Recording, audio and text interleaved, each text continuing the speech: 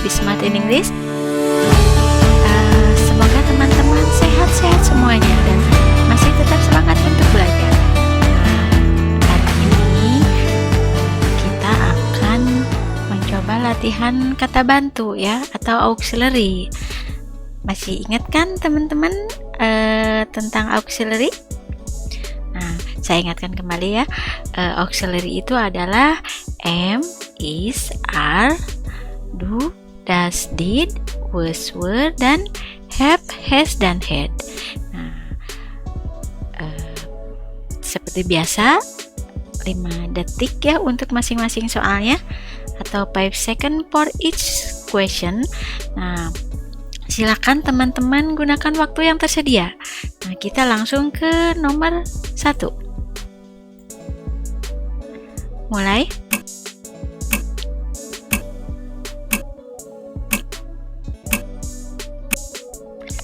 Time is up.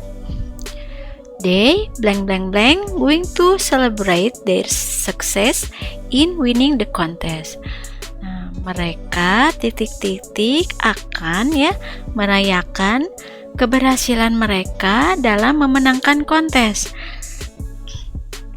Ini adalah tenses kalimat yang menggunakan tenses future tense ya. Nah, meskipun di akhir kalimat kita tidak menemukan tomorrow atau time signal dari future ya, tapi di sini udah ada going to. Nah, going to di sini artinya akan. Pola kalimat future tense itu adalah setelah subjek ditambahkan to be, am, is, are ya, kemudian going to ditambah lagi kata kerja bentuk ke-1 yaitu sebagai kata kerja pokok ya. Nah, going to di sini bukan sedang pergi tapi akan, sama seperti will. Nah, tadi sebelum going to itu harus pakai to be, am, is, are. Nah, to be, am, is, are-nya menyesuaikan dengan subjek. Subjeknya they, jamak ya. Berarti to be-nya adalah are. Artinya mereka akan merayakan keberhasilan mereka dalam memenangkan kontes. Oke, kita ke nomor berikutnya, nomor 2. Mulai.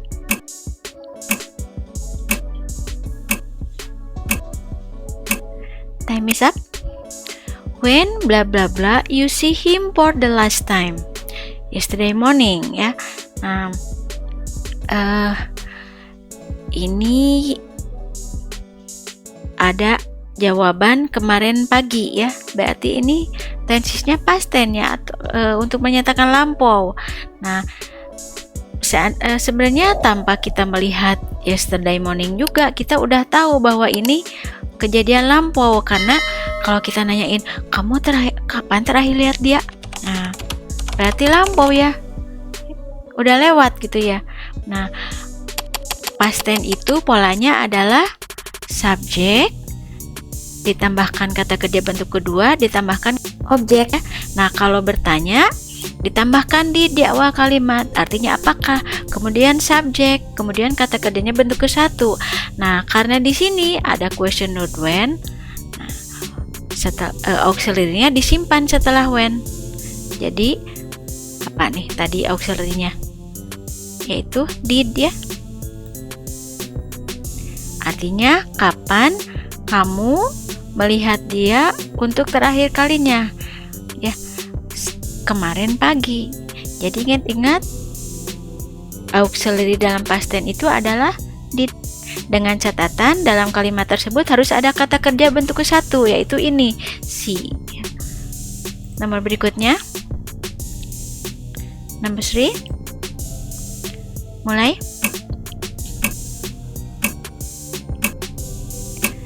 Time is up. Blank blank blank she returns the seashore to you. Titik-titik dia mengembalikan gunting ke kamu. Nah, ini ada kata kerja bentuk ketiga. Kalau dudas kan nggak boleh pakai kata kerja bentuk ketiga ya, harus verb ke-1. Kalau past tense juga did nggak boleh kata kerja bentuk ketiga. Nah, berarti ini adalah perfect tense. Kalau future juga nggak boleh kata kerja bentuk ke-1, harus verb G1. Di sininya will. Nah, ini ada written verb G3. Ini merupakan salah satu ciri tensesnya apa? Perfect tense ya. Untuk menyatakan telah dan belum. Nah, ini bentuknya interrogatif atau kata tanya. Nah, kata bantu dalam perfect tense itu apa? Yaitu have dan has, artinya telah. Kalau disimpan di awal kalimat artinya sudahkah atau telahkah ya. Nah, jadi jawabannya adalah has. Kenapa pakai has? Karena subjeknya tunggal yaitu si. Kalau tuh subjeknya jamak they, berarti di sininya have. Jadi coba saya Indonesiakannya, saya terjemahkan. Telahkah dia atau sudahkah dia mengembalikan gunting itu ke kamu? Gitu. Berikutnya number 4. Mulai.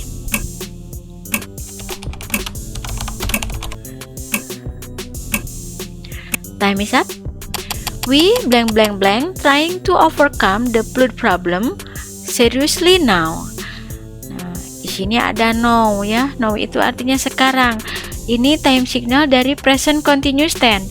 Pola kalimat present continuous tense itu gimana? Subjek ya ditambah to be am is are ditambah kata kerjanya bentuk ing. Nah, kesananya boleh keterangan, boleh objek ya. Nah, ini subjeknya we. We itu jamak, berarti to be-nya adalah are. Kalau di sininya si, di sininya is. Kalau di sininya I, di sininya am. Artinya apa? Kami sedang. Present continuous tense itu menggunakan to be am is are verb ing, artinya sedang berusaha. To overcome itu mengatasi. The flood problem itu artinya apa? Masalah banjir. Seriously itu adverb menerangkan kata kerja yaitu trying to overcome ya. Artinya dengan serius sekarang. Oke. Nomor berikutnya number 4. Number 5, I'm sorry. Mulai.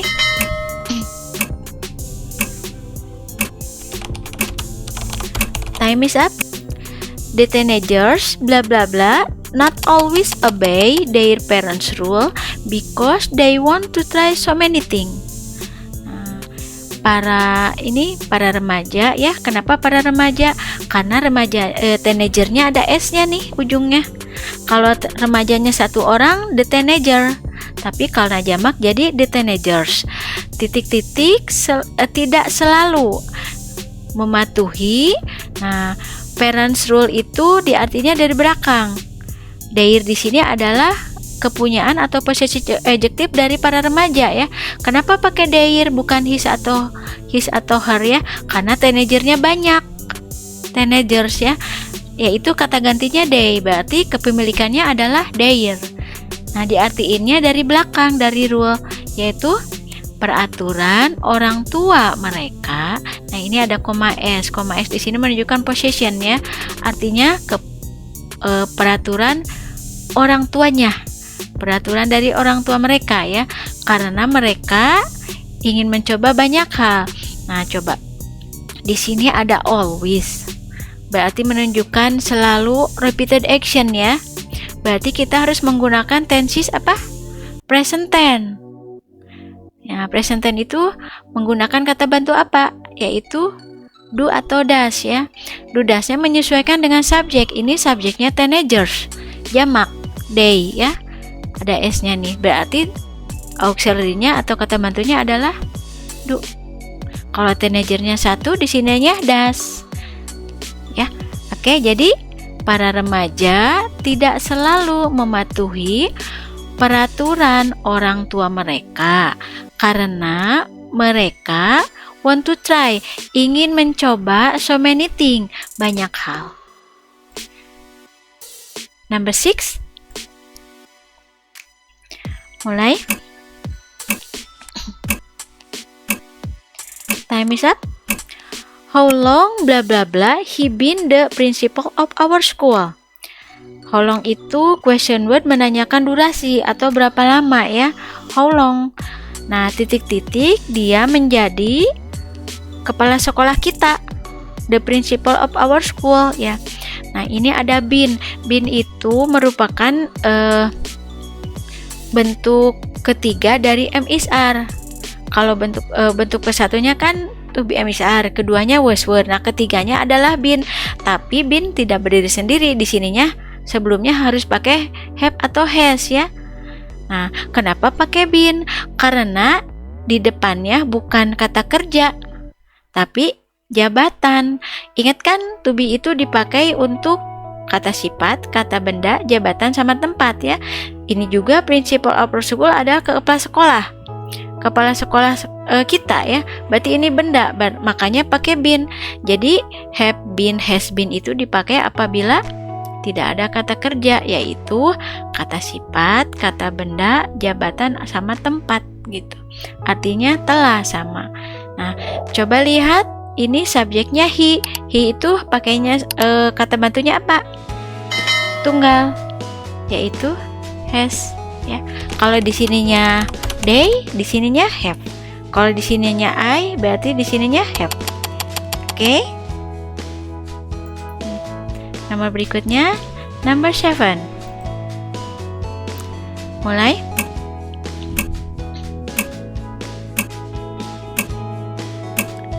Time is up.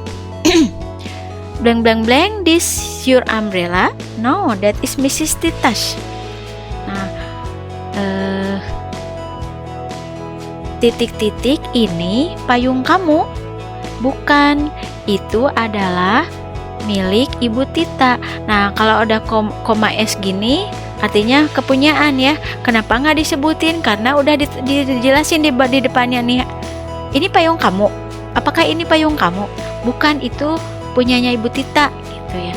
Jadi dia berusaha nggak ngejelasin karena udah pasti, udah diketahui di awal bahwa yang dimaksud adalah payung gitu maksudnya.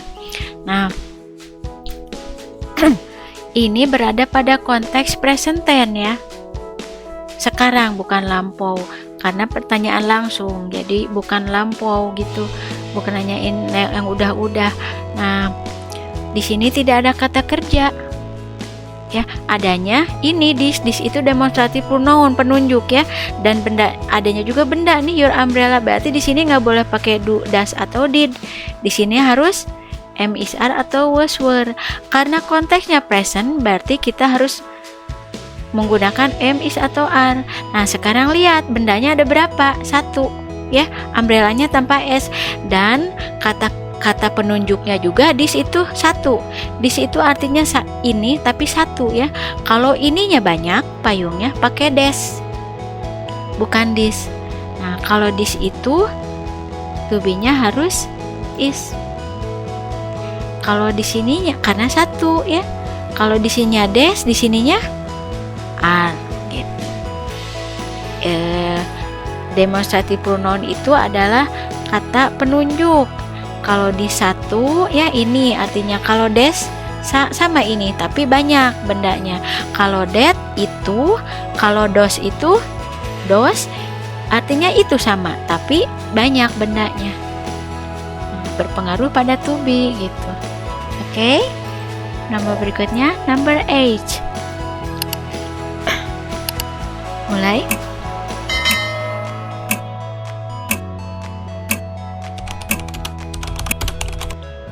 Time is up. She blah blah blah very sad because she has lost her expensive jewelry. Dia titik-titik sangat sedih karena dia has lost itu perfect tense, artinya telah ya. Lost itu kehilangan di sini. Karena dia telah kehilangan. Nah, her expensive jewelry ini ada her itu possessive adjective dari si. Nah, di depannya harus ada bendanya yaitu jewelry. Karena ada kata sifat disimpannya setelah possessive adjective, baru kata sifat, baru bendanya gitu. Tapi diartiinnya dari belakang, yaitu perhiasan mahalnya. Ya. Coba, ini has lost. Has lost itu perfect tense tapi berada pada konteks sekarang, bukan past tense ya. Kalau past tense atau past perfect bukan has lost tapi had lost. Ya. Berarti kita di sininya juga harus pada konteks present ya. Nggak boleh did atau were ya, karena sekarang. Nah, coba ini Barry said itu kata sifat. Ingat, kalau bukan kata kerja berarti kita misalkan kata sifat, benda, jabatan, tempat ya, berarti kita harus pakai to be, am, is, are.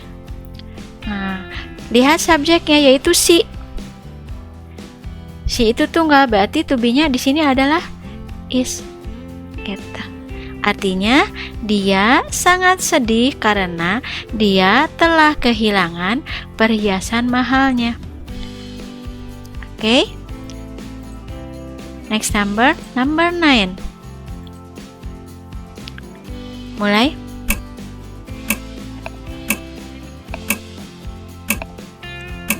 Time is up. Little children blah blah blah usually afraid of being left by their mother. Nah, coba saya artikan, anak-anak kecil, anak-anaknya jamak ya, karena children. Kalau anaknya satu, child. Nah, yang dibikin jamak children-nya, nggak boleh little-nya, karena sifat itu tidak bisa dibikin jamak. Yang bisa dibikin jamak itu adalah kata benda ya. Nah, ini children kan kata benda ya, anak-anak. Jadi anak-anak kecil titik-titik biasanya takut. Being left itu pasif, artinya ditinggalkan. Left itu bentuk ketiga dari leave. Ada by, oleh, artinya berarti ini pasif ya, bukan meninggalkan tapi ditinggalkan oleh ibu mereka. Nah, their ini possessive adjective dari little children. Jadi ibu mereka di sini adalah anak-anak ini ya, little children. Nah, ini berarti ada usually, berarti saat ini ya, dan ini merupakan kebenaran umum yang udah diketahui oleh semua orang bahwa biasanya anak-anak suka takut ya ditinggalin sama ibunya gitu. Jadi kita gunakan kata bantu pada konteks present. Jadi nggak boleh was, were atau did ya, atau had, nggak boleh karena itu bentuk lampau. Kita bolehnya pakai am, is, are sama do, does. Nah, coba lihat. Ini usually kan keterangan, bukan kata kerja ya. Nah, setelah usually ada afraid. Afraid itu kata sifat, bukan kata kerja. Nah, afraid itu sebelumnya pakai to be. Karena afraid itu kata sifat. Nah, afraid itu biasanya di depannya pakai of ya, sepaket. Jadi takut apa nih? Kayak itu. Takut pada ditinggalkan gitu. Jadi afraid of apa gitu ya, maksudnya takut pada apa gitu. Nah, di sebelumnya nggak boleh do, does tapi to be, yaitu am, is, are, karena ini konteksnya present. Jadi biasanya coba little children itu jamak, berarti pakai is, am atau are.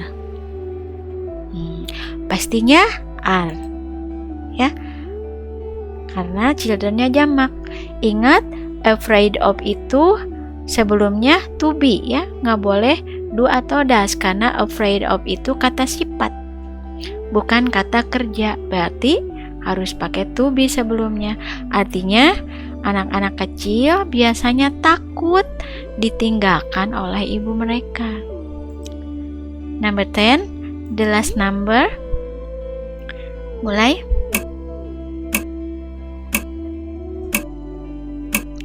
Time is up. When I call Jen at home, there blah blah blah no answer. Ketika aku memanggil Jen di rumah, there's itu kalau there aja di sana, tapi there di sini ada titik-titiknya, berarti bukan di sana ya. Titik-titik tidak ada jawaban. Nah, lihat call di sini past tense lampau ya. Verb kesatunya call, tapi ini call berarti call itu verb kedua dari call. Call itu termasuknya regular verb ya. Makanya bentuk kesatu keduanya kedua ketiganya sama ditambahin ed. Kalau yang tidak beraturan kan kayak speak, keduanya spoke ya, ketiganya spoken. Nah, Berarti kalau coldnya aja past tense, berarti nggak ada jawaban di sini juga, berarti past tense. Berarti kekosongan di sini juga harus diisi dengan kata bentuk past tense. Nah, saya memanggil Jen di rumah, titik-titik, no answer. Nah, kemarin saya pernah jelaskan bahwa there itu kalau tunggal berarti di sana. Tapi kalau there di depannya ada is, ada are, ada was, ada were, artinya ada, ya. Nah, kalau is are itu adanya bentuk sekarang, kalau was were itu adanya bentuk lampau. Nah, berarti pilihan kita adalah antara was dan were, ya. Nah, no answer itu tidak ada jawaban artinya, ya. No answer berarti dihitungnya tunggal. Berarti di sininya harus pakai was. Kenapa enggak were? Karena ininya tunggal. Kalau di sininya banyak, di sininya were, ya. Artinya apa? Tidak ada jawaban gitu. There was no answer itu sama artinya dengan there wasn't any answer. Maknanya sama, yaitu nggak ada jawaban gitu. Oke, gimana teman-teman? Semoga mudah dipahami, ya. Terima kasih untuk waktunya mendengarkan penjelasan dari saya. Kalau ada saran atau pertanyaan, silahkan cantumkan di kolom komentar. Oke. Terima kasih untuk waktunya.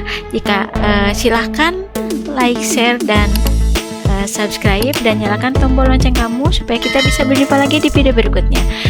Thanks for watching. Assalamualaikum warahmatullahi wabarakatuh.